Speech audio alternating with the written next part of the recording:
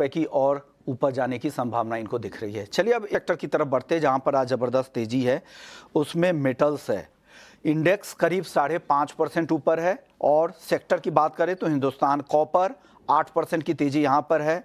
Cell में करीब 8% की तेजी है। नालको 7% ऊपर है। मेटल्स में आपको क्या पसंद आ रहा है? मेटल्स में आई थिंक स्टील अथॉरिटी जिसकी हमने अब बात की थी, वो उसका फॉर्मेशन अगर हम देखते हैं तो वो काफी प्रॉमिसिंग लग रहा है। आज ओपनिंग के बाद स्टॉक ने अपना बुलिश मोमेंटम कंटिन्यू रहा। दूसरा इंपॉर्टेंट चीज है कि जो 20 डे सिंपल मूविंग एवरेज था वो सक्सेसफुली आज क्रॉस किया है थी, और एक वॉल्यूम एक्टिविटी भी काफी डिसेंट स्टॉक में दिख के आ रही है। टेक्निकल आई थिंक मुझे लगता है कि इसके अगर रेजिस्टेंस लेवल की तरफ बात करेंगे तो 120 जहां पे 200 डे सिंपल मूविंग एवरेज है, वो एक पहला रेजिस्टेंस लेवल रहेगा।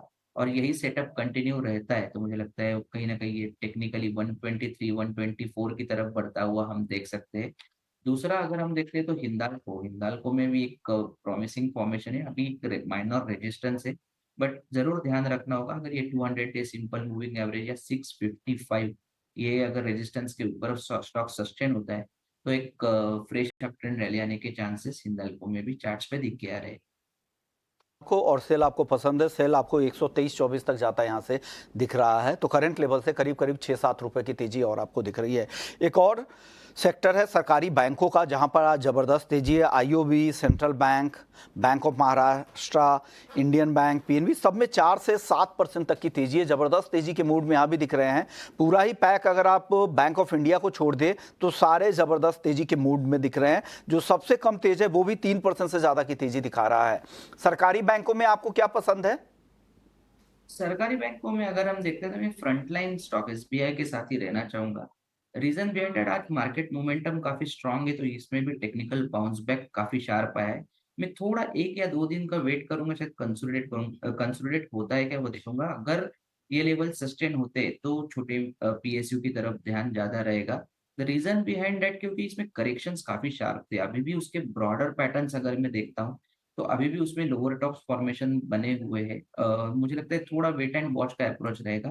बट यस, अगर मुझे कोई पिक करना है तो स्टेट बैंक के ऊपर ध्यान जरूर रहेगा, क्योंकि 200 डे सिंपल मूविंग एवरेज को उसने आज क्रॉस किया है। दूसरा, उसके लार्जर टेक्सचर अगर हम वीकली फॉर्मेशन देखते हैं तो वो अभी भी प्रॉमिसिंग साइड पे है, बाइंग साइड पे। तो कोई भी डीप आता है तो वहां पे आई थिंक फोकस ज्यादा रहेगा। ये तो सरकारी बैंकों की बात हो गई है, लेकिन अब वक्त दूसरा, मैं आईआरसीटीसी के साथ जाना चाहूंगा, 750 के आसपास मैंने पिक किया था।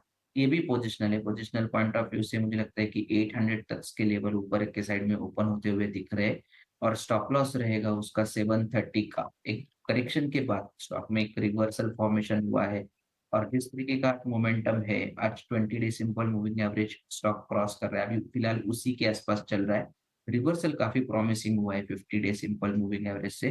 मुझे लगता है ओवरऑल मार्केट सेंटीमेंट और ये चार्ट पैटर्न का जो रिवर्सल फॉर्मेशन है वो अगर कंटिन्यू रहता है तो आईआरसीटी में जो बुलिश मोमेंटम बना हुआ है वो कहीं ना कहीं कंटिन्यू होता हुआ आने वाले दिनों में देख सकते हैं। ओके, तो मोनोपोली बिजनेस रेलवे टिकटिंग में आईआरसीटीसी इनकी टॉपिक है 800 के टारगेट के लिए, मतलब करंट लेवल से करीब करीब 45 रुपए की और ऊपर जाने की संभावना इनको दिख रही है। चलिए अब